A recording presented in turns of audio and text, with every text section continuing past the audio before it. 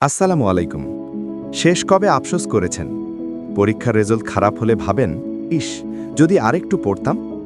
অসুস্থ হলে ভাবেন, সুস্থ থাকতে কেন সময়ের কদর করলাম না। জীবন তো একটাই, এখানে ভুল শুধরানোর দ্বিতীয় সুযোগ খুব কম মানুষই পায়। কিন্তু নবীজি আমাদের এমন 5টি সোনালী উপদেশের কথা শুনিয়েছেন, যা মেনে চললে জীবনের শেষ বিকেলে দাঁড়িয়ে আর দীর্ঘশ্বাস ফেলতে হবে না। ইকরাতে আপনাকে স্বাগতম।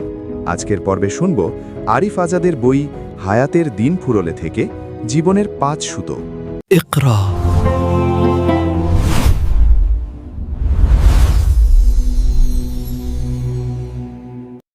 শিরোনাম: জীবনের 5 সুতো। 1.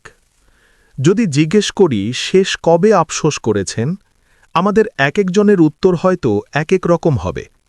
আমাদের মধ্যে যে পরীক্ষায় ভালো ফলাফল করতে পারেনি এবং যার দরুন জীবনের পদে পদে তাকে ভুগতে হচ্ছে, সে হয়তো পরীক্ষার আগের সময়গুলোকে ভারী অযত্ন আর অবহেলায় কাটানোর ব্যাপারে আফসোস করবে। আমাদের মধ্যে অসুস্থ যিনি, সুস্থ থাকাবস্থায় নিজের জীবনকে যিনি গুছিয়ে নিতে পারেননি, মলিন চেহারা আর রোগা শরীর নিয়ে তিনি হয়তো ভাবেন, আহা, যখন সুস্থ ছিলাম তখন যদি অমুক অমুক কাজগুলো সেরে রাখতাম। আমাদের মধ্যে যিনি আর্থিক সংকটে নিপতিত, তার আফসোস হবে সচ্ছলতার সময়গুলোকে ঘিরে। তিনি ভাববেন, ইস, যদি আমি খুব অপচয় না করতাম, যদি আমি সঞ্চয়ের দিকে আরেকটু মনোযোগ দিতাম, ভালো জায়গায় যদি আমার সম্পদগুলো বিনিয়োগ করে রাখতাম। আমাদের মাঝে বৃদ্ধ যে জন, উর্বর তারুণ্যের কোলাহল পেরিয়ে যিনি পৌঁছে গেছেন জীবন সায়ান্নে, তিনি হয়তো ভাবেন, আহা, কত অনাদর আর অবহেলায় পার করেছি উজ্জ্বল তারুণ্যের সময়গুলো। যদি আমি বেপরোয়া জীবন পার না করতাম, যদি আরও বেশি মানুষের উপকারে আসতাম, যদি আরও বেশি সময় কাটাতাম পরিবার পরিজনের সাথে। জীবন বড় সংক্ষিপ্ত এক সফরের নাম। এই সফরের প্রতিটা মুহূর্ত, প্রতিটা পর্যায় অত্যন্ত গুরুত্বপূর্ণ। এর কোনো একটা অংশ যদি অনাদর আর অবহেলা পায়, সেই অংশের জন্য সারাটা জীবন আফসোস করে বেড়াতে হয়। খুব কম মানুষ এখানে দ্বিতীয় সুযোগটা পায়, আর যারা দ্বিতীয় সুযোগ পায় তাদের অধিকাংশ সেটাকে পুনরায় অপচয় করে ফেলে। তবে যদি আমরা নবী সাল্লাল্লাহু আলাইহি ওয়াসাল্লামের বাতলানো উপদেশ মাথায় রেখে জীবনকে সাজাতে পারি, অনিবার্য আফসোসের এই দহন থেকে আমাদের মুক্তি অবশ্যই সম্ভব, ইনশাআল্লাহ। আপনি যদি আফসোস ক্লাবের একজন সদস্য হয়ে থাকেন এবং বাকি জীবনটা আফসোস ক্লাবের বাইরে এসে উপভোগ করতে চান, আপনি নিশ্চয়ই এতক্ষণে জানতে উন্মুখ হয়ে আছেন নবীজির বাতলানো সেই উপদেশটা আসলে কি, তাই তো? ইবনু আব্বাস রাদিয়াল্লাহু আনহুমার বর্ণিত হাদিসটা শুনুন তাহলে। নবীজি সাল্লাল্লাহু আলাইহি ওয়াসাল্লাম বলেছেন, 5 অবস্থায় উপনীত হওয়ার পূর্বে 5 অবস্থাকে গুরুত্ব দাও। 1. তোমার বার্ধক্যের আগে তোমার তারুণ্যকে। 2. অসুস্থতার আগে সুস্থতাকে। 3. দারিদ্রতার পূর্বে সচ্ছলতাকে। 4. ব্যস্ততার পূর্বে অবসরকে। এবং 5. মৃত্যুর পূর্বে জীবনকে। আমার ধারণা, উদাসীন একজন মানুষের গোটা জীবনকে সজোরে একটা ধাক্কা দেওয়ার জন্য এর চেয়ে চমৎকার, উপকারী, সংক্ষিপ্ত এবং কৌতূহলোদ্দীপক কথা আর কিছু হতে পারে না। অবহেলায় পার হওয়া যে কোনো জীবনের জন্য ঠিক যতখানি রিমাইন্ডার জরুরি, নবীজি সাল্লাল্লাহু আলাইহি ওয়াসাল্লামের এই হাদিসে ঠিক ততটুকুই বিদ্যমান। কোনো বাহুল্য নেই, অযাচিত কোনো আলাপ নেই। এই হাদিসে নবীজি সাল্লাল্লাহু আলাইহি ওয়াসাল্লাম শুরুতে তারুণ্য আর বৃদ্ধাবস্থার কথা তুলে ধরেছেন। একজন মানুষ জীবনে আল্লাহ সুবহানাহু ওয়া তাআলার কাছ থেকে বড় যে কয়েকটা নিয়ামত লাভ করে, তারুণ্য তার মধ্যে অন্যতম। এটা এমন একটা সময় যখন চোখে লেপ্টে থাকে বাহারি রঙিন চশমা, আর সেই চশমার ভেতর দিয়ে পুরো দুনিয়াকে মনে হয় খেলনার বস্তু। চারপাশকে জয় করবার, ভেঙে চুরমার করে দেওয়ার আর উল্টে পাল্টে দেওয়ার অদম্য নেশার জীবন হল তারুণ্য। যুবকদের হৃদয়ে থাকে প্রাণের প্রাচুর্য, আর সেই প্রাচুর্যকে বেপরোয়া হতে দিলে তা যেমন ধ্বংস ডেকে আনে, অন্যদিকে যদি সেই প্রাচুর্যকে ব্যবহার করা যায় সঠিকভাবে আর সঠিক খাতে, তাহলে জীবনকে ধাবিত করা যায় প্রভূত কল্যাণের পথে। একজন বৃদ্ধ লোককে যদি জিজ্ঞেস করা হয় নিজের তারুণ্য ফিরে পেলে তিনি কি করতে চান, আমার ধারণা তার জবাব হবে মূলত অতীতের ভুলগুলো থেকে নিজেকে মুক্ত করা। তরুণ বয়সেই আমরা বেশিরভাগ ভুলগুলো করি, তবে যেহেতু দুনিয়ার আজব রঙিন চশমা চোখে লেপ্টে থাকে, তাই সেগুলোকে ভুল বলে স্বীকার করতে আমাদের থাকে হাজারো আপত্তি। উর্বর তারুণ্য হল জীবনের বসন্তকাল। এই বসন্ত সময়কে যদি সঠিকভাবে কাজে না লাগানো যায়, সেটা খাঁ খাঁ করা চৈত্রের দুপুরে পরিণত হতে বাধ্য। যুবক জীবন সর্বদাই একটা ঝুঁকির জীবন, পথ হারানোর ঝুঁকি, ধ্বংসের পথে বিলীন হওয়ার ভয়। সভ্যতা বিনষ্টিকারীদের প্রথম লক্ষ্যবস্তুতে থাকে যে কোনো যুগ, কাল ও সম্প্রদায়ের তরুণেরা। সেটা যে কোনো কাল, যে কোনো সময়ের বেলাতেই সত্য। আজকের ভ্রষ্ট দুনিয়ার নির্মিত তথাকথিত সভ্যতার দিকে তাকিয়ে দেখুন, যুবকদের চরিত্র হননের হেন কোনো পন্থা নেই যা তারা রঙ্গমঞ্চে হাজির করেনি। আধুনিক জামানা যেন সেই পালে যোগ করেছে অনিশেষ হাওয়া। আজকের টিভি, বিজ্ঞাপনের বিলবোর্ড, মোবাইল, কোথায় অশ্লীলতা আর অশ্লীলতা প্রবেশ করেনি? যদিও বৃদ্ধ আর কিশোরেরাও এর ছোবল থেকে মুক্ত নয়, কিন্তু এই ভ্রষ্টতার প্রধান টার্গেট সমাজের তরুণ, যাদেরকে ঘায়েল করা গেলে ভেঙে দেওয়া যায় যে কোনো অগ্রগতি। মুসলিম যুবকদের অধঃপতন আজকাল নিশ্চিত পরিণতির মতো সম্মুখে হাজির হয়েছে। নানান এজেন্ডা আর প্রোপাগান্ডায় বিভ্রান্ত হয়ে বিশাল সংখ্যক মুসলিম তরুণ আজ নিজেদের ঈমান হারানোর দ্বার প্রান্তে দাঁড়িয়ে। কেউ কেউ তো ধর্ম বিচ্যুতির পথেও পা বাড়িয়ে দেয়। একজন আদর্শ মুসলিম তরুণের জীবন যেমন হওয়া উচিত, তার ছিটে ফোটা ধারণাও আমাদের অধিকাংশ তরুণের মাঝে দেখা যায় না। জীবন পদ্ধতি দেখে তাদেরকে অন্যদের চেয়ে আলাদা করা যায় না। অথচ একজন মুসলমান তরুণ হবে ঈমানে বলিয়ান, আমলে ভরপুর হবে যার জীবন। সত্য আর ন্যায়ের পথে দীপ্ত শিখার মতো হবে যার অবস্থান। সুস্থ আর সুন্দর সমাজ বিনির্মাণে সে হবে অগ্রগামী, সে হবে অনুকরণযোগ্য। কিন্তু কি দুর্ভাগ্য, আমাদের তরুণদের জীবন দেখলে আজ বোঝার উপায় নেই যে সভ্যতার গতিপথ পাল্টে দেওয়া মোহাম্মদ সাল্লাল্লাহু আলাইহি ওয়াসাল্লাম তাদের নবী এবং কুরআন তাদের জন্য আসা ঐশী গ্রন্থ। জীবনের এই যে অধঃপতন, অধিকাংশ সময় এর সূত্রপাত হয় যুবক বয়সে, এবং যার বোঝা বয়ে বেড়াতে হয় বৃদ্ধাবস্থার করুণ কালেও। যুবক বয়সে যদি একজন তরুণ নিজের জীবনের গতিপথ ঠিক করে নিতে পারে, জীবনের সিদ্ধান্তগুলোকে যদি এমনভাবে নিতে পারে যা তার দুনিয়া আর আখিরাত দুটোকেই আলোকময় করবে, তবেই সফলতা। জীবনের কার্যকরী সিদ্ধান্তগুলোকে তরুণ বয়সেই নিতে হয়। তারুণ্য পেরিয়ে গেলে হারিয়ে যায় অনেক সুযোগ। আসহাফে কাহাফের ঘটনা আমরা সকলে জানি। সমাজের সকলে যখন ভ্রষ্টতার মাঝে গা ভাসিয়ে দিল, তখন ঈমানে বলিয়ান কতিপয় তরুণ স্রোতে গা না ভাসিয়ে সেই সমাজ থেকে নিজেদের আড়াল করে ফেলল। কাজটা যত সহজ আর ঠুনকো মনে হচ্ছে শুনতে, তার চেয়েও অনেক অনেক বেশি কঠিন ছিল। আস্ত একটা সমাজের সাথে বিদ্রোহ ঘোষণা করে, সমাজপতিদের রক্তচক্ষুকে উপেক্ষা করে নিজেদের ঈমানে অটুট থাকা নিঃসন্দেহে শ্রেষ্ঠতম জিহাদ। সমাজের অন্য সকলে যখন স্রোতে অবগাহন করেছে, তখন সিনা টান করে দাঁড়িয়ে গেছে কয়েকজন যুবক, মিথ্যে ইলাহ, মিথ্যে ধর্মের বিরুদ্ধে। তারপরের ঘটনাও তো আমরা জানি। আল্লাহ সুবহানাহু ওয়া তাআলা কত চমৎকার উপায়ে তাদের নিরাপত্তা দিয়েছেন। শতাধিক বছরের জন্য তাদেরকে তিনি ঘুম পাড়িয়ে রাখেন। সমাজের সকল কলুষতা, ভ্রষ্টতা আর বিকৃতি থেকে তিনি তাদেরকে এমন নিরাপত্তা দান করেছেন যা কল্পনাতীত। যুবক বয়সটাকে কাজে লাগাতে পারতে হবে এবং গড়তে হবে অনুকরণীয় এক জীবন। ঈমান, কাজ আর চিন্তার জায়গাটিকে রাখতে হবে পরিচ্ছন্ন।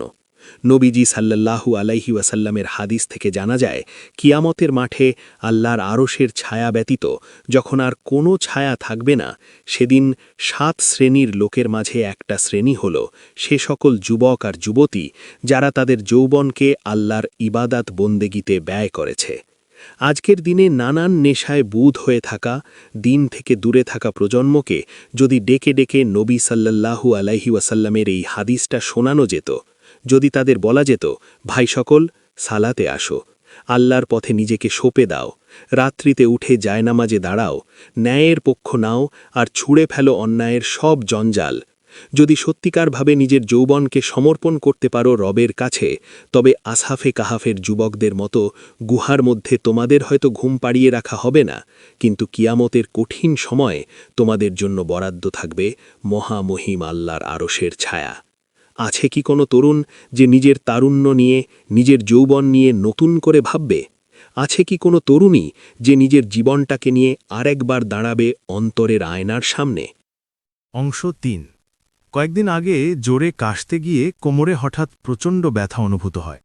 খানিক আগেও আমি ছিলাম একেবারে টনটনে শরীরের লোক, কিন্তু মুহূর্তের এই ঘটনা আমার জীবনকে এত আচমকা ধাক্কা দেয় যে কোমর সোজা করে দাঁড়াতেও আমি হিমশিম খাচ্ছি। বাইরের কাজকর্ম সেরে কত সুন্দরভাবে ঈশার সালাত আদায় করে ঘরে ফিরেছি, কিন্তু এই ঘটনার পরে আমি পিঠ বাঁকা করে কোনোভাবে রুকুতে যেতে পারছি না। সিজদাতে যাওয়া তো প্রায় অসম্ভব হয়ে দাঁড়াল। কোমর জুড়ে এমন অকল্পনীয় ব্যথা। সুস্থতা আল্লাহ সুবহানাহু ওয়া তাআলার কত বড় নিয়ামত তা আমি সেরাতে ভীষণভাবে উপলব্ধি করেছি। আমার বারবার মনে হচ্ছিল, আমি কি আর স্বাভাবিকভাবে সালাত আদায় করতে পারব না? রুকুতে গিয়ে দীর্ঘক্ষণ তাসবিহ পাঠ করা, সিজদাতে গিয়ে লম্বা সময় ধরে আল্লাহর সাথে কথা বলা, এই নিয়ামতগুলো থেকে আমি কি বঞ্চিত হয়ে গেলাম? চারপাশে আজকাল ডায়াবেটিসের রোগী গিজগিজ করে। তাদের ওপর কত ডাক্তারি পরোয়ানা, এটা খাওয়া যাবে না, ওটা খাওয়া যাবে না।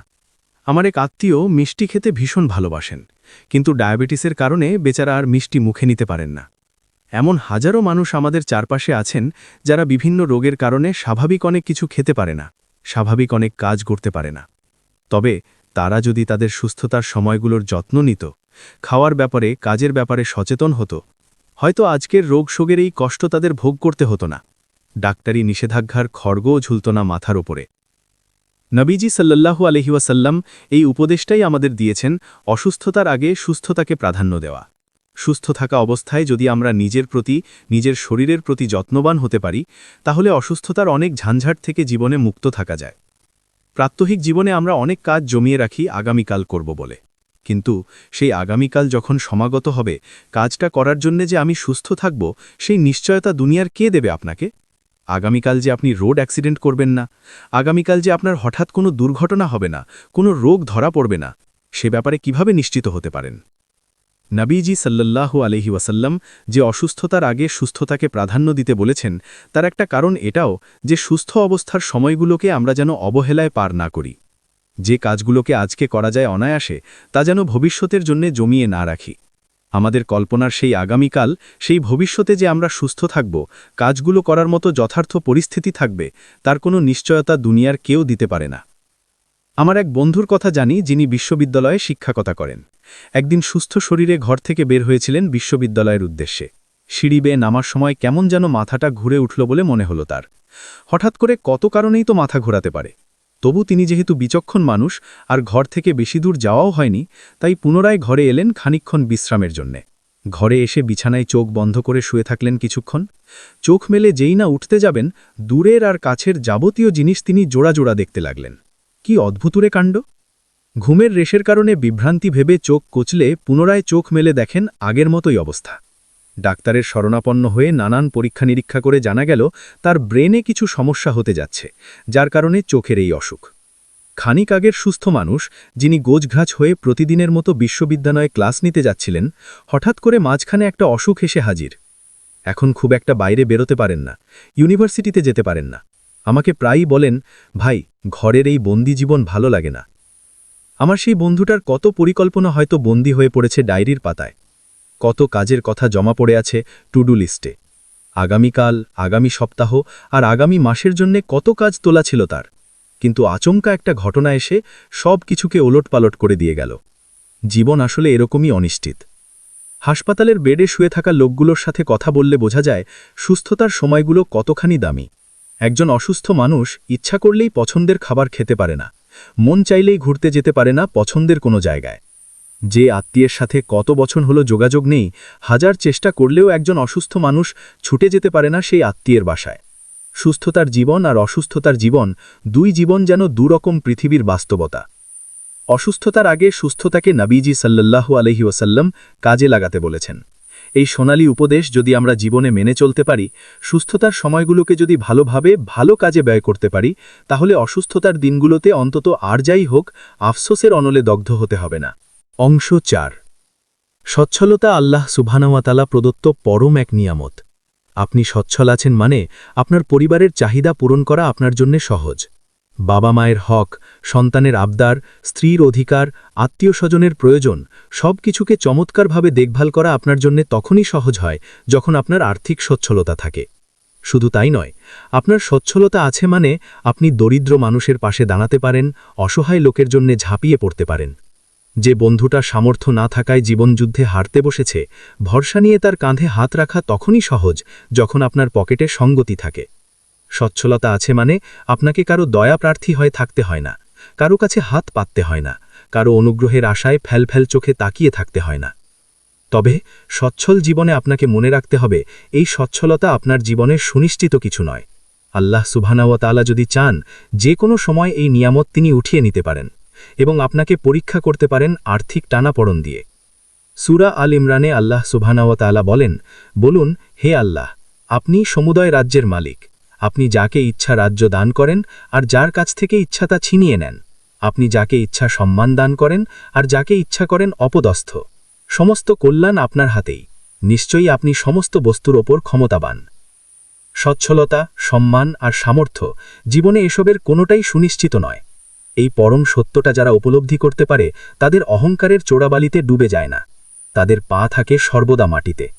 আজকের ফকির যে আগামীকাল রাজা হবে না, আজকের রাজা যে আগামীকাল ফকির হয়ে যাবে না, আজকের সম্মানিত ব্যক্তি যে আগামীকাল দুর্নামের উৎসে পরিণত হবে না, আর আজকের অসম্মানিত কোনো লোক যে আগামীকাল সম্মানের সিংহাসনে আরোহণ করবে না, এসবের নিশ্চয়তা দুনিয়ায় কেউ দিতে পারে না, আল্লাহ সুবহানাহু ওয়া তাআলা ব্যতীত। সচ্ছল জীবনে যাতে আমরা বেপরোয়া না হই, তার জন্য নবীজি সাল্লাল্লাহু আলাইহি ওয়াসাল্লাম দরিদ্রতার পূর্বে সচ্ছলতাকে কাজে লাগাতে বলেছেন। জীবনে সচ্ছলতা দেখা দিলে আমাদের অনেকেই নানান অপচয়ে জড়িয়ে যায়। অনর্থক আর অদরকারি খরচ, অপ্রয়োজনীয় শখ পূরণ ইত্যাদি। অথচ সচ্ছলতা আর অসচ্ছলতা যে কোনো অবস্থাতেই অপচয়কারীকে শয়তানের ভাই বলা হয়েছে ইসলামে। সচ্ছলতার সময়ে আমাদের টেনে ধরতে হবে অপ্রয়োজনীয় খরচের লাগাম। তবে কৃপণতা কখনোই কাম্য নয় এবং ইসলামে সেটাও সমানভাবে নিন্দনীয়। অসচ্ছলতা জীবনে ভর করার আগে আমরা 2 হাত ভরে আল্লাহ সুবহানাহু ওয়া তাআলার পথে দান করব। সাধ্য অনুযায়ী অসহায় আর দরিদ্রদের পাশে দাঁড়াব। গরিব আত্মীয় স্বজন, বন্ধুবান্ধব আর পাড়া প্রতিবেশীর বিপদে সাড়া দেব। বাবা মায়ের শখ পূরণ করব, সন্তানের হক আদায় করব, স্ত্রীকে বুঝিয়ে দেব তার প্রাপ্যটুকু। অসচ্ছলতার কারণে অনেক ভালো ভালো কাজে আমরা অংশগ্রহণ করতে পারব না। সেই অবস্থা আসার পূর্বেই আমরা বেশি বেশি ভালো কাজগুলোতে নিজেদের যুক্ত রাখার চেষ্টা করব। আমাদের অবশ্যই মনে রাখতে হবে, আল্লাহ সুবহানাহু ওয়া তাআলার সন্তুষ্টির জন্য যে সম্পদ বা যে অর্থ আমরা খরচ করি, সেটা কখনোই অপচয় নয়। দুনিয়াতে সেটার উসিলায় আল্লাহ সুবহানাহু ওয়া তাআলা নানাভাবে যেমন আমাদের বিনিময় দান করবেন, আখিরাতেও সেটা আমাদের নাজাতের উসিলা হয়ে ধরা দেবে। অংশ 5। ছোটবেলায় আমার হাতে ছিল অফুরন্ত অবসর। আস্তে আস্তে যখন বড় হতে লাগলাম, অবসরের সময়গুলো ধীরে ধীরে কমতে শুরু করল। পড়াশোনায় থাকাকালীন তাও কিছুটা অবসর পাওয়া যেত বইকি, কিন্তু কর্মজীবনে প্রবেশের পর জীবন কেমন যেন আরও ব্যস্ত হয়ে উঠল।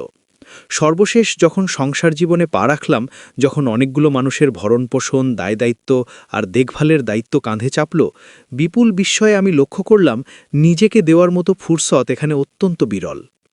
ব্যস্ত জীবনের জাতাকল থেকে মুক্তিলাভের সবচেয়ে কার্যকরী যে পন্থা, সেই পন্থাটাই নবীজি সাল্লাল্লাহু আলাইহি ওয়াসাল্লাম আমাদের বাতলিয়েছেন। তিনি বলেছেন, ব্যস্ততার আগে অবসরকে প্রাধান্য দিতে। যে ছেলেটা আজ মাধ্যমিক সমাপ্ত করেছে, ফলাফল প্রকাশের আগে তার হাতে কম হলেও মাস 3 অবসর সময় থাকে। এই সময়টাকে সে নানানভাবে কাটাতে পারে।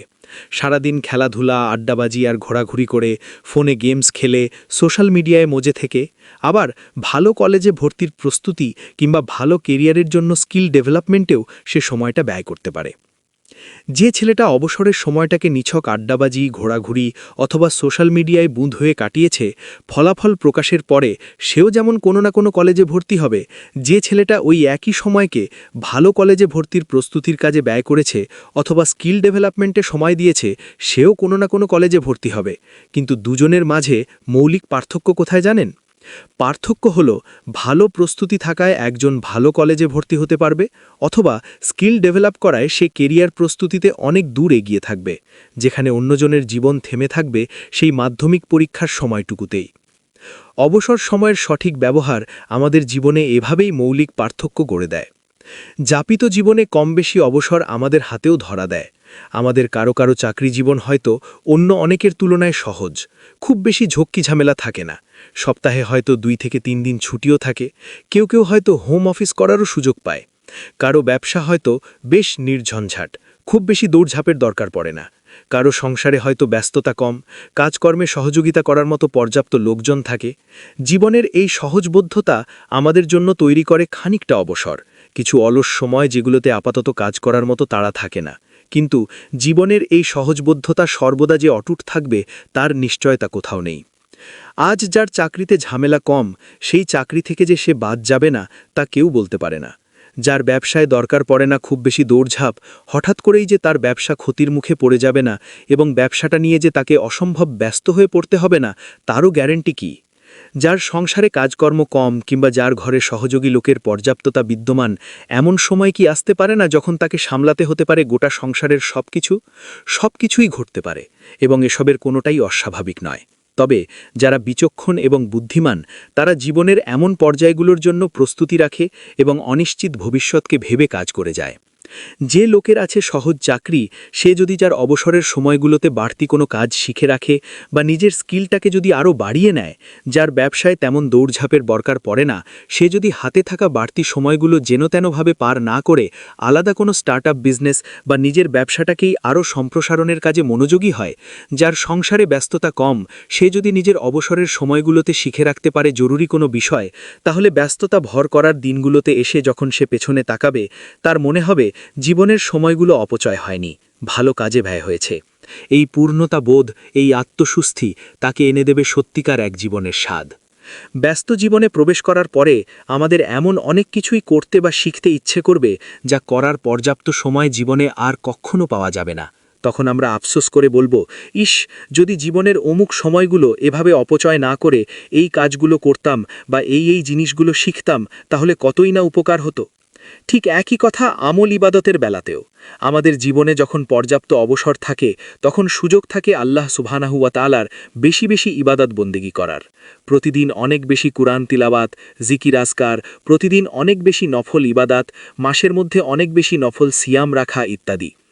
ব্যস্ততা ভর করলে জীবন তো এমন অবস্থাতে উপনীত হতে পারে যে 5 ওয়াক্ত ফরজ সালাতগুলো আদায় করতেই আমরা হিমশিম খেতে পারি। বাড়তি কুরআন তিলাওয়াত, বাড়তি নফল সালাত, সিয়াম, বাড়তি জিকির আজকার করার কোনো ফুরসত নাও পেতে পারি। সেই দিনগুলোর কথা ভেবে আমরা যদি আমাদের অবসরের সময়গুলোকে আমল ইবাদতে রাঙিয়ে নিতে পারি, তাহলে ব্যস্ততার সময় আমাদের যে অপারগতা, সেটা অবশ্যই আল্লাহ সুবহানাহু ওয়া তাআলা ক্ষমা করবেন। পরিবার হলো আমাদের জীবনের নিউক্লিয়াস। পরিবার ভালো থাকলে ভালো থাকবো আমরা এবং ভালো থাকবে আমাদের আগামী। তাই আমাদের অবসরের সময়গুলো থেকে আমরা বরাদ্দ রাখতে পারি আমাদের পরিবারগুলোর জন্য। বাবা মা, স্ত্রী, সন্তান, ভাই বোনদের সাথে প্রাণোজ্জ্বল সময় কাটালে গেলে মন সর্বদা ফুরফুরে থাকে, হৃদয়ে প্রশান্তি বিরাজ করে। একজন শাইখের একটা কথা আমার মনে খুব দাগ কেটেছিল।